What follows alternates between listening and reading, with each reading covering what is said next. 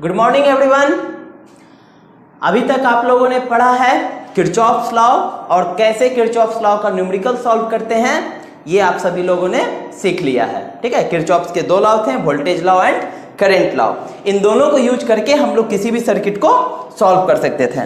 आज का आपका जो क्लास है वो है किरचॉफ्स लॉ के एप्लीकेशन पर बेस्ड, यानी कि कुछ डिवाइसेस के बारे में हम लोग पढ़ेंगे, जिसमें सबसे पहला डिवाइस है हमारा व्हीटस्टोन ब्रिज। ठीक है, व्हीटस्टोन ब्रिज। आज हमारा पूरा क्लास इसी के ऊपर बेस्ड होगा। ठीक है, तो आइए सबसे पहले हम समझते हैं कि व्हीटस्टोन ब्रिज होता क्या है आखिर, कहां से ये आया, इस चीज के बारे में समझते हैं। तो व्हीटस्टोन नाम के एक फिजिसिस्ट हैं, जिन्होंने क्या किया, 5 रेसिस्टर का एक स्पेशल कॉम्बिनेशन बनाया, एक खास कॉम्बिनेशन बनाया। दिख रहा है आप लोगों को ये? ठीक है, एक खास कॉम्बिनेशन बनाया। उस खास कॉम्बिनेशन में 1 2 3 4 रेसिस्टर इस तरह से जुड़े हुए हैं और एक रेसिस्टर ठीक इस तरह से जुड़ा हुआ होता है। ठीक है, तो इस वाले खास स्पेशल सा सर्किट को ही क्या कहा गया, व्हीटस्टोन ब्रिज कहा गया। और उस साइंटिस्ट का नाम, उस फिजिसिस्ट का नाम भी व्हीटस्टोन था, तो उन्होंने अपने नाम पर ही इस ब्रिज का नाम दे दिया। अब इस ब्रिज में उन्होंने 2 तरह का ब्रिज बताया। एक ब्रिज जो हम लोगों को अभी क्लास 12th में पढ़ना है, और दूसरा ब्रिज जो आगे चल करके पढ़ाई करनी है। तो जो हमें क्लास 12th में पढ़ाई करनी है, इसे हम लोग कहते हैं बैलेंस्ड व्हीटस्टोन ब्रिज। बैलेंस्ड का मतलब पूरी तरह से संतुलित। ठीक है, कैसे? इन्होंने बताया कि ये बैलेंस व्हीटस्टोन ब्रिज क्या होता है कि अगर यहां पर का पोटेंशियल और यहां पर का पोटेंशियल दोनों बराबर हो जाए, ठीक है, देन तो उस टाइम इसका रेशियो इसके साथ एंड इसका रेशियो इसके साथ कितना आएगा, बराबर आएगा। ठीक है, तो इसी को उन्होंने क्या कहा, एक बैलेंस व्हीटस्टोन ब्रिज कहा। ठीक है, चलिए इसके बारे में और समझते हैं, देखते हैं कि कैसे ये R1/R2 R3/R4 होता है, इस चीज के बारे में समझेंगे। पहले यहां पर देखते हैं कि यहां पर अगर पोटेंशियल C पर और पोटेंशियल D पर बराबर है, तो इनके बीच में कोई भी पोटेंशियल डिफरेंस नहीं होगा। यहां पर 10 वोल्ट, यहां भी 10 वोल्ट। पोटेंशियल कैसे क्रॉस करता है, करंट कैसे क्रॉस करता है, हायर पोटेंशियल से लोअर पोटेंशियल, तो दोनों तो सेम है। करंट यहां क्रॉस करेगा नहीं। करंट अगर यहां से क्रॉस नहीं करेगा तो ये जो रेसिस्टर है R5 इस सर्किट से कटा हुआ फील करेगा, इसको लगेगा नहीं कि हम इस सर्किट से जुड़े हुए हैं, क्योंकि इससे करंट ही नहीं पास कर रहा है। जब करंट ही नहीं पास करेगा तो पोटेंशियल यहां पर आएगा नहीं। ठीक है, जब यहां से करंट नहीं पास करेगा तो ये वाला R1 और R3 आ जाएगा सीरीज में, और ये R2 और R4 आ जाएगा सीरीज में, और इन दोनों का जो कॉम्बिनेशन आएगा वो पैरेलल में हो जाएगा। एंड पैरेलल में क्या होता है कि पोटेंशियल का वैल्यू सेम होता है, जो पोटेंशियल ऊपर जाएगा वही पोटेंशियल नीचे आएगा। बट इन सीरीज कॉम्बिनेशन, ठीक है, या पैरेलल कॉम्बिनेशन में करंट अलग अलग होता है। देखिए करंट का क्या हो रहा है, डिस्ट्रीब्यूशन हो रहा है।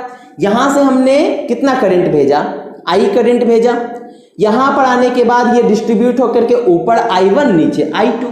ठीक है, यहां पर C के पास पहुंचने के बाद देखा कि पोटेंशियल में इधर डिफरेंस नहीं, तो करंट का डिस्ट्रीब्यूशन इधर जाएगा नहीं, करंट सीधा सीधा इधर चला जाएगा। उसी तरह से I2 करंट ये मुड़ करके यहां पर पहुंच जाएगा। फिर से यहां पर देखिए I1 प्लस I2 मिलकर के कितना करंट बनाएगा, I करंट का फॉर्मेशन कर देगा। ठीक है, तो ये हमारा रहा एक व्हीटस्टोन ब्रिज। सवाल जब आगे आएंगे 4, जिसमें 5 रेसिस्टर 6 रेसिस्टर वगैरह हो, तो आप समझ जाइए कि वो व्हीटस्टोन से रिलेटेड है। व्हीटस्टोन से रिलेट करके वो सवाल आपको देने वाला है। ठीक है, तो थोड़ा सा वहां पर देखना पड़ेगा कि आखिर व्हीटस्टोन ब्रिज बन रहा है कि नहीं। अगर बन रहा है तो काफी आसान सवाल हो जाएंगे, नहीं बन रहा है तो खैर कोई बात नहीं, तब तो किरचॉफ्स लॉ है ही। चलिए हम समझते हैं सबसे पहले ये बैलेंस व्हीटस्टोन ब्रिज कैसे इस वैल्यू को देता है। प्रूफ की तरफ चलते हैं। ठीक है, हम यहां पर क्या करते हैं, एक लूप ये वाला उठा लेते हैं, दूसरा लूप ये वाला उठा लेते हैं। तो पहले लूप की तरफ चलते हैं। ठीक है, लूप नंबर ACDA, इस लूप में बात करते हैं। ठीक है, तो A से जब C की तरफ बढ़े, जो हमारा डायरेक्शन है वही करंट का डायरेक्शन है, नेगेटिव हो जाएगा, नेगेटिव I1 R1, ठीक है। C से D इसका रेसिस्टेंस का तो नाता ही खत्म हो गया है, यहां से करंट तो पास ही नहीं कर रहा है, तो इसके बदले क्या हो जाएगा, जीरो, मतलब ले ना ले कोई फर्क नहीं पड़ेगा। फिर D से वापस A तक जाएंगे, हमारा और करंट का डायरेक्शन है उल्टा, मतलब पोटेंशियल हो जाएगा प्लस, कितना हो जाएगा, I2 R2 which is equal to 0। यहां से I2 R2 बराबर I1 R1, यानी कि I2 बाय I1 बराबर R1 बाय R2, ठीक है। दूसरे सर्किट की बात करते हैं, C B D C, C से B की तरफ माइनस I1 R3, B से D की तरफ फिर उल्टा डायरेक्शन है प्लस I2 R4, D से C कुछ भी नहीं, ठीक है। तो यहां पर आ गया I2 R4 is equal to I1 R3, I2 by I1 is equal to R3 by R4। अब जरा देखिए I2 बाय I1 का वैल्यू कितना निकाल चुके हैं पहले से, R1 बाय R2 पुट कर देंगे यहां पर, तो ये हो जाएगा R1 by R2 is equal to R3 by R4, ठीक है। तो यहां पर हम सिंपली जो व्हीटस्टोन ब्रिज आएगा वो व्हीटस्टोन ब्रिज कैसा होगा, बैलेंस्ड में R1 by R2 is equal to R3 by R4 होगा, ठीक है। इतनी बात क्लियर है, नोट कर लिया जाए इसे। चलिए अब देखते हैं इससे रिलेटेड कुछ सवाल जो अक्सर एग्जाम में आते हैं, ठीक है। पहला प्रॉब्लम, एक सर्किट है हमारा, यहां पर रेसिस्टर 2 ओम एंड यहां पर रेसिस्टर 3 ओम, ये रेसिस्टर है 12 ओम, ये रेसिस्टर है 4 ओम, ये रेसिस्टर है 6 ओम। सर्किट कर देते हैं बंद, ये हो गया A, ये हो गया B, ठीक है। हमें फाइंड आउट करना है इक्विवेलेंट रेसिस्टर। दूसरा बात फाइंड आउट करना है, find current through the circuit, circuit के थ्रू कितना करंट फ्लो हो रहा है, if V is equal to 10 volt. अगर इस पूरे सर्किट को हमने 10 वोल्ट का पोटेंशियल दिया तो कितना सर्किट में करंट फ्लो होगा, ठीक है। चलिए सबसे पहले हम पहचानते हैं, यहां पर 5 रेसिस्टर है, ठीक है। इस 5 रेसिस्टर में अगर देखा जाए, ये रेसिस्टर और ये रेसिस्टर का जो रेशियो आ रहा है वही रेशियो इनका और इनका है ना, 2/4, 1/2, 3/6 भी हो गया, 1/2, यानी कि ये जो हमारा जो सर्किट है ये एक कैसा है, एक बैलेंस व्हीटस्टोन ब्रिज है, ठीक है। इसका मतलब इस रेसिस्टर का हमारा कोई काम है, कोई काम नहीं। तो इक्विवेलेंट रेसिस्टेंस कितना आ जाएगा, इक्विवेलेंट रेसिस्टेंस ये दोनों मिलकर के 5 ओम, ठीक है, और ये दोनों मिलकर के 6 4 10 ओम, और दोनों हो जाएंगे पैरेलल। तो R इक्विवेलेंट के लिए हमें क्या करना पड़ेगा, उल्टा कर देना पड़ेगा, मीन्स 10, 2 + 1 3/10, मतलब R इक्विवेलेंट का वैल्यू 10/3 ओम आ गया, ठीक है। टोटल रेसिस्टेंस इसमें कितना हो जाएगा, 3.33 ओम आ जाएगा, ठीक है। अब since V is equal to IR, potential का वैल्यू 10, करंट का वैल्यू चाहिए, R का वैल्यू हमारे पास कितना आ गया है, R का वैल्यू हमारे पास है 10/3, 10 से 10 कट गया, मतलब इस सर्किट में 3 एम्पियर का करंट फ्लो होगा। तो काफी इजी क्वेश्चन था, अगर व्हीटस्टोन ब्रिज मिल जाता है तो हमारा काम काफी आसान हो जाता है उसको सॉल्व करने में, ठीक है। चलिए कुछ और क्वेश्चन की तरफ चलते हैं, नोट किया जाए इसको तब तक। चलिए अगले क्वेश्चन की तरफ चलते हैं। ये क्वेश्चन पहले भी मैं बता चुका हूं, बट अब क्या है, अब हमें ये देखना है कि ये व्हीटस्टोन ब्रिज से कैसे बनता है, ठीक है। क्वेश्चन तो पहले भी पता चल चुका है, तरीका वही लगाएंगे। हम क्या करेंगे, एक तरफ का पोटेंशियल को V मान लेंगे और एक तरफ के पोटेंशियल को 0 मान लेंगे, higher potential to lower potential. अब क्या है, जैसे जैसे ये V आगे बढ़ेगा, यहां पर वायर में लगा हुआ रेसिस्टर, मतलब इसका पोटेंशियल हो जाएगा कुछ ना कुछ कम हो जाएगा। ठीक है, उसी तरह से मान लीजिए 0 से चला, इसके पास भी वायर लगा हुआ है, इसका पोटेंशियल भी कुछ ना कुछ चेंज करेगा, 0 का 0 नहीं रहेगा। ठीक है, तो हमारे पास क्या हुआ कि इस रेसिस्टर, ठीक है, अच्छा इसका कितना हो जाएगा, V हो जाएगा। ठीक है, तो सारे रेसिस्टर का पता चल गया कि कौन किसके किसके बीच है, इसका कितना हो जाएगा, 0 हो जाएगा, सबका पता चल गया। ठीक है, चलिए तो हम शुरू करते हैं। यहां पर V लगा दिया गया, यहां पर 0 लगा दिया गया। ठीक है, और एक X और नीचे लगा देते हैं Y लगा देते हैं। ठीक है, पहला रेसिस्टर 2 ओम वाला V और Y के बीच में है। ठीक है, चलिए ये हो गया पहला रेसिस्टर V और Y के बीच में R। दूसरा रेसिस्टर Y और X के बीच में है। चलिए Y और X के बीच में भी एक रेसिस्टर आ गया R। तीसरा रेसिस्टर X और 0 के बीच में है। ठीक है, X और 0 के बीच में तीसरा रेसिस्टर R आ गया। ये रेसिस्टर V और X के बीच में है। ठीक है, ये रेसिस्टर V और X के बीच में आ गया। ऊपर वाला रेसिस्टर 0 और Y के बीच में है, 0 और Y के बीच में आ गया। क्या ये वाला 6 रेसिस्टर, 6 है 5, 1 2 3 4 5 रेसिस्टर है। ठीक है, ये रेसिस्टर क्या हुआ, कन्वर्ट होकर के अपने आप को एक व्हीटस्टोन ब्रिज बना लिया ना। कैसे, इतना बटे इतना, इतना बटे इतना, बात तो बराबर है, मतलब बीच का वैल्यू से कोई मतलब नहीं है।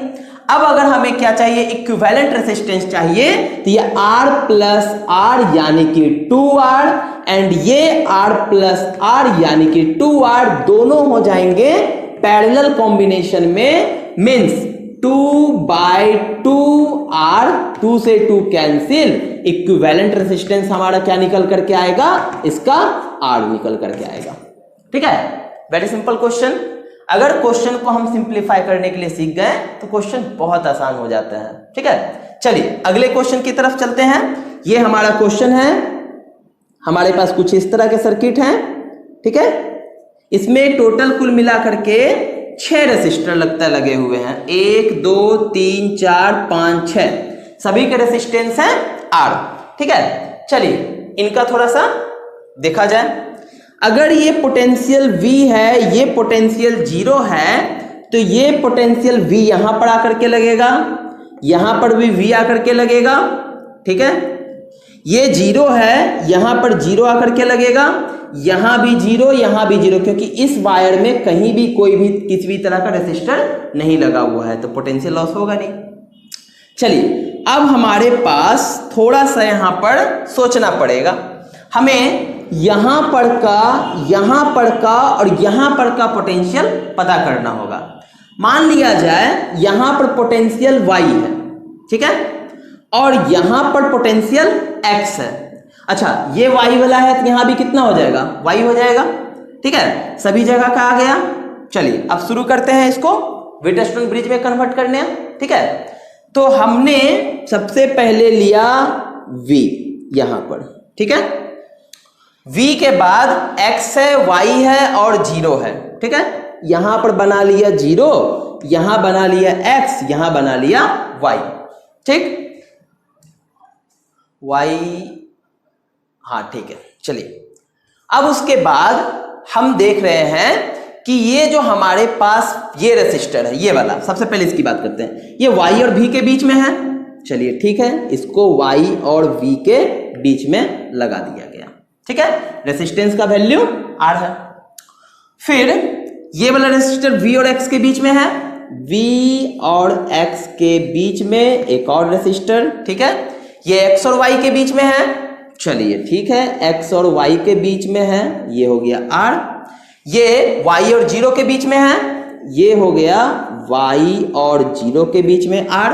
ठीक है, ये हो गया, ये हो गया, ये हो गया, ये हो गया, बच गया ये 0 और X के बीच में, 0 एंड X के बीच में ये भी आ गया R। ठीक है, बच गया हमारे पास 0 और V के बीच में, मतलब एक रेसिस्टर हमारा यहां पर भी है। ठीक है, तो यहां पर थोड़ा सा ध्यान से देखेंगे, हमने इसमें सटाया नहीं है, जो हमारा जो रेसिस्टर है इसके ऊपर से ओवरलैप करते हुए जा रहा है और जीरो पर जाकर के मिल रहा है। ठीक है, अब जरा गौर से देखा जाए अंदर वाले को, ये रेशियो सेम है, ये रेसिस्टेंस हो जाएगा कैंसिल।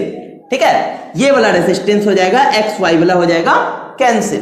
ठीक है, अब यहां पर V और जीरो, यहां पर V और जीरो, तो ये काम नहीं करना है आपको कि इसका और इसका रेशियो सेम है तो इसको भी काट के हटा देना है, नहीं, ये गलत हो जाएगा। क्यों? क्योंकि यहां पोटेंशियल V, यहां पोटेंशियल जीरो, पोटेंशियल चेंज हो रहा है यहां पर, ये कभी भी नहीं कट सकता है। तो करेंगे कैसे? ये वाला तो हट गया ना, अंदर वाला तो हट गया ना। ठीक है, अंदर वाला को हम हटा लेंगे। ठीक, अब बताइए कि ये R और R मिलकर के कितना बनेगा? ये बनेगा 2R। ठीक है, ये नीचे वाला यहां बच जाएगा R। ठीक है, और नीचे वाला R और R मिलकर के फिर से क्या बना देगा? 2R। ये हो गया R। अब तो सॉल्व कर सकते हैं, अब हमारा इक्विवेलेंट रेजिस्टेंस निकल सकता है। कितना हो जाएगा? 1/R equivalent equal to 1/2R, 1/R, 1/2R। 1 + 1 और प्लस यहां पर 2, एलसीएम कितना आएगा? हमारे पास हो जाएगा 2R एलसीएम 1 + 2 + 1, यानी कि 4/2R कट जाएगा, यानी कि R इक्विवेलेंट का वैल्यू कितना आ गया? R/2। ठीक है, मतलब इस वाले कॉम्बिनेशन का इक्विवेलेंट रेजिस्टेंस कितना निकल करके आएगा?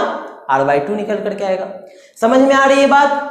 तो कैसा भी क्वेश्चन हो, अगर 5 से 6 रेसिस्टर लगा हुआ है तो पहले आप उसको क्या करिए, चेक कर लीजिए कि कहीं वो व्हीटस्टोन ब्रिज तो नहीं है। अच्छा, देखते के साथ कैसे पता चलेगा? आपको जो रेसिस्टेंस दिया हुआ रहेगा लगभग बराबर दिया रहेगा। अगर मान लीजिए यही R रहता, 2R रहता, 3R रहता, 4R रहता, 5R रहता, अगर इस तरह से होता तो चांसेस कम थे, क्योंकि रेशियो उसका डिफर कर सकता है। मे भी आ भी सकता है, नहीं भी आ सकता है, बट ट्राई करने में क्या जाता है। ठीक है, तो आप लोग क्वेश्चंस करेंगे, धीरे धीरे क्लियर होते चला जाएगा। चलिए नोट कीजिए इसको, और कुछ क्वेश्चंस करवाता हूं। चलिए, आपके पास 2 क्वेश्चन और हैं, दोनों क्वेश्चन अच्छे हैं, थोड़े से IIT 2002 और 2012 में पूछे हुए हैं। ठीक है, क्वेश्चन में कोई जान नहीं है। देखिए, आप अगर पहले क्वेश्चन की तरफ अगर देखें तो हमें इक्विवेलेंट रेजिस्टेंस चाहिए, तो जरा अगर ऊपर वाले पोर्शन में देखते हैं, ये वाला पोर्शन में, ठीक है, इसका रेशियो इसके साथ, इसका रेशियो इसके साथ क्या बराबर है? बिल्कुल बराबर है। ये रेसिस्टर का काम हो गया खत्म। ठीक है, यानी कि ये रेसिस्टर को हम यहां से हटा सकते हैं। ठीक है, यहां देखिए 1/2 यहां पर भी रेशियो सेम है, नीचे वाले में भी, मतलब ये रेसिस्टर का काम भी हो गया खत्म। माने हमारे पास बचा यही वाला सर्किट, ऊपर में 2 ओम और 2 ओम मिलकर के 4 ओम हो गया, बीच वाला R और R मिलकर के कितना हो गया? 2R हो गया, और नीचे वाला भी 2R और 2R मिलकर के 4R बन गया। ठीक है, तो हमारे पास A और B के बीच अगर इक्विवेलेंट रेजिस्टेंस चाहिए तो उन तीनों को क्या करना होगा? पैरेलल वे में जोड़ देना होगा। R इक्विवेलेंट 1/4R 1/2R और प्लस 1/4R, ये 1 कर देते हैं। चलिए, क्या हो जाएगा इसमें एलसीएम? इसमें एलसीएम इसको और इसको पहले जोड़ देते हैं, तो 2/4R 1/2R, ये इससे कैंसिल। ठीक है, यानी कि एलसीएम हो जाएगा 2RR और यहां हो जाएगा R + R, मतलब R इक्विवेलेंट का वैल्यू 2RR/R + R। ठीक है, कितना आसान क्वेश्चन था। ठीक है, चलिए यहां पर देखते हैं, हमारे पास यहां पर पोटेंशियल 12 वोल्ट है, इक्विवेलेंट रेजिस्टेंस चाहिए। ठीक, तो सिंपली वे में देखेंगे, ये हमारा क्या है? ये भी व्हीटस्टोन ब्रिज बन सकता है, बट एक्सटेंडेड। पहले क्या था? 2 का रेशियो था, इसका और इसका बराबर हो गया व्हीटस्टोन ब्रिज। जरा यहां पर देखिए 2/4 2/4 2/4, क्या ये एक्सटेंडेड व्हीटस्टोन ब्रिज के जैसा नहीं बिहेव कर रहा है? जब बिहेव कर रहा है तो इसके बीच जो लग रहा है 1 ओम का रेसिस्टर, वो क्या हो जाएगा? कैंसिल हो जाएगा। कैंसिल होने का वजह है यहाँ का पोटेंशियल यहाँ के बराबर, यहाँ का पोटेंशियल यहाँ के बराबर हो जाता है। बैलेंस व्हीटस्टोन ब्रिज है तो इसका इक्विवेलेंट रेजिस्टेंस कितना आएगा? इसका इक्विवेलेंट रेजिस्टेंस ऊपर में 2 2 4 2 6 1/6 4 तिया 12 1/12 एलसीएम 12 2 + 1 3/12 1/4 मतलब इक्विवेलेंट रेजिस्टेंस कितना आ गया? 4 ओम। पूछ दिया जाए करंट कितना फ्लो करेगा तो V = IR 12 = I Guna R का वैल्यू 4 यानी कि 3 एम्पियर का करंट फ्लो होगा। ठीक है, तो ये सब क्वेश्चन रहे आपके व्हीटस्टोन ब्रिज से रिलेटेड कि कभी भी व्हीटस्टोन ब्रिज आए तो आपको क्या करना है, पहले चेक कर लेना है कि वाकई में वो व्हीटस्टोन ब्रिज है या नहीं है। अगर है तो जो भी हमारे पास रेसिस्टेंस वगैरह हैं उसको हम काट देंगे। ठीक है, जो बैलेंस व्हीटस्टोन ब्रिज में जिस तरह से कटते हैं उस तरह से काट देंगे। तब उसके बाद बाकी जो हमारे पास जो भी क्वेश्चन होंगे उसके हिसाब से सॉल्व करना शुरू करेंगे।